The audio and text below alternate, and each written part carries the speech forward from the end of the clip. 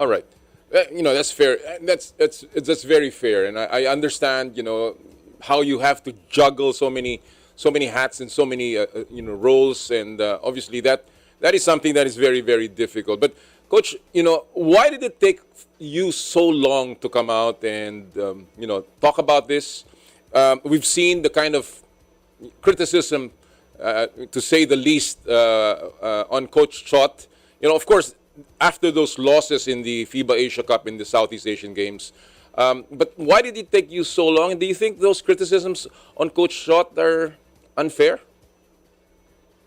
The reason it took me so long is because I made a decision in the beginning that I wouldn't speak out, that I was not going to, enter the fray, and that I was going to keep myself quiet because I didn't see that speaking out would help anything. I think that was wrong. I don't know how else to say that. I think that my heart was in the right place by not wanting to go into the media and criticize anybody and inflame the situation. And I thought that it would die down. Nobody foresaw, the results that were going to come. And then the impact of those results. I don't have a crystal ball. And I think that it's, a conspiracy of circumstances in a way that things just got worse and worse and worse. And you know how it is sometimes when you think you should say something and you don't. Yeah. And then time goes by and then you're thinking to yourself, oh, now it's going to look even worse if I speak up now. I kind of went through that phase as well, that I thought, oh, now if I go in and speak, it's going to make things, even if I say the right things, it's going to make things worse. Mm-hmm. And I kind of went through that phase. And then, of course, after the Saudi game, I was sad. I guess that's the best way to put it. I was disheartened by, I guess many people would think that I would be pleased to see, sort of an active action by the public to support me maybe, but I wasn't. I wasn't. It's not good for the team. And you have to remember that those players are my friends. Right. Many of those players. And I want them to succeed. I don't want to be any part of them failing. And then, of course, Dwight Ramos and Jordan Clarkson speaking out.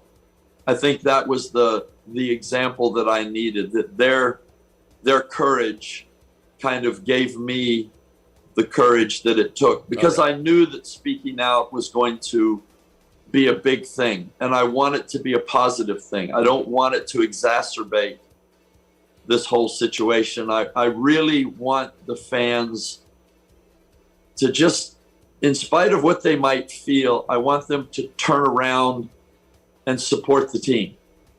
Very good. I genuinely want that. And it doesn't mean that coaches don't deserve criticism. Coach Chot knows as well as I do that's part of being a coach. It's just gone too far. Yeah. And it's gone to an extent where people are not supporting the program. And even if they say they are, and they're just against Chot, I don't think they realize the impact on the team of this level of criticism. And it isn't supporting the team. Right. It is hurting the team. All right. Even though people might be targeting their criticism only on the coach, it just doesn't work that way. All right. And I know, I've been in that position, not to this extent, but I know that the players come in and they look at you, they feel sorry for you, they feel sorry for themselves, and they only want to hear the cheers. And they want to play hard for those cheers. And that's what they get. You mentioned in your interview, and I have a couple of questions here very quickly. You said that it is unfair to compare the success of your 2021 Gilas team to what Chot handled because you had ample time to prepare. So I guess you're saying here that the formula for success is time, regardless of the team composition. And I guess I'm asking this already to move forward. Do you think that given this 3-month window, now that people are getting together, this Gilas team will succeed? Noli, first of all, let me speak to the magnitude of that decision by the PBA and obviously in negotiation with SBP. A lot of people are applauding that, and they should. It is an extraordinary measure taken by the PBA and negotiated by the SBP. I think that, as a coach, I would love to be in that position. If you had that, you would really like it. It would be, a dream come true. But it cannot be underestimated how difficult a decision that was. A lot of people say, the PBA should be 2 conferences. I don't think they stop and think about somebody like you, Noli, who loses one whole conference of work in terms of media coverage. They don't think about the concessionaires at Araneta and at MOA. They don't think about the ticket takers, the security people, the media people, all the people that will lose income because of there not being a 3rd conference. This is a huge step taken by the PBA and not taken lightly. And the fans must understand this was not easy for the PBA to do. This wasn't just a Gilas thing. This is a PBA decision which is extraordinary. And it is a massive sacrifice. And it's something that I alluded to in my interview about the sacrifice that people are making. There's a lot of people sacrificing for Gilas. Here's the other side to it. It gives the coaching staff, Coach Chot and his staff, an immeasurable amount of time to prepare. But I wonder, is he going to have the full team? And for how much of that 3 months? Because every minute of preparation that you have a full team goes a long way toward being a strong basketball team. Mm-hmm.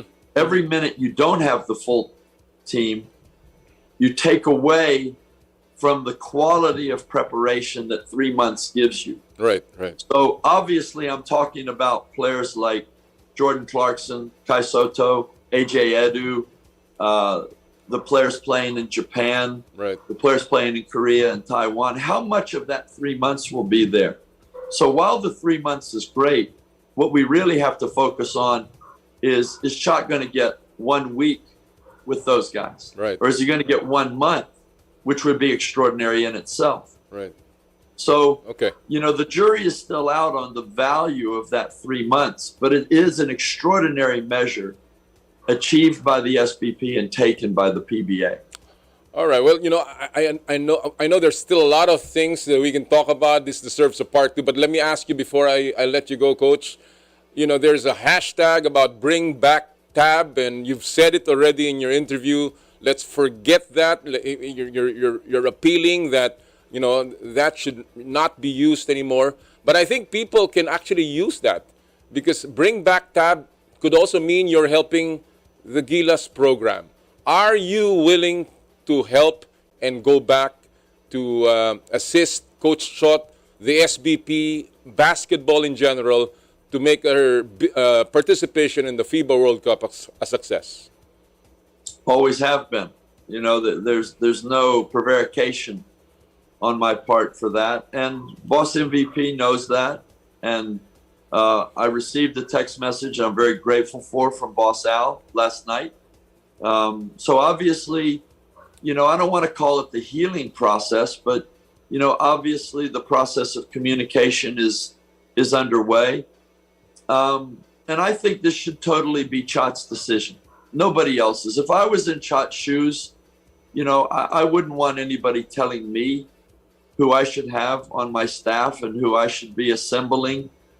And Chot has to make that decision, not just based on, am I a good coach? He has to make that decision, if he's even thinking about that decision, based on, would my inclusion be a positive for the program and the team? And that is a complex question and a complex answer.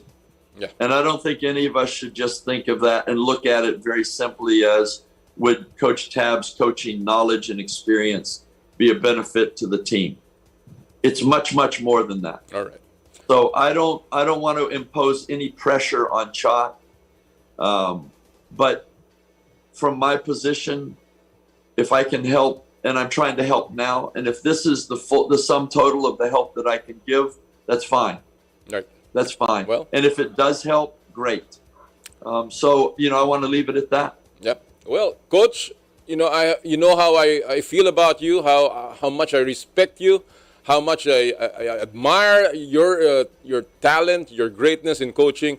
But I admire you even more now for the humility to accept what has happened in the past, and of course for your coming and appealing that we all come together for the sake of basketball. And I truly enjoy this time, and I hope and I wish you all the best. I hope that I can see you in the Gilas program.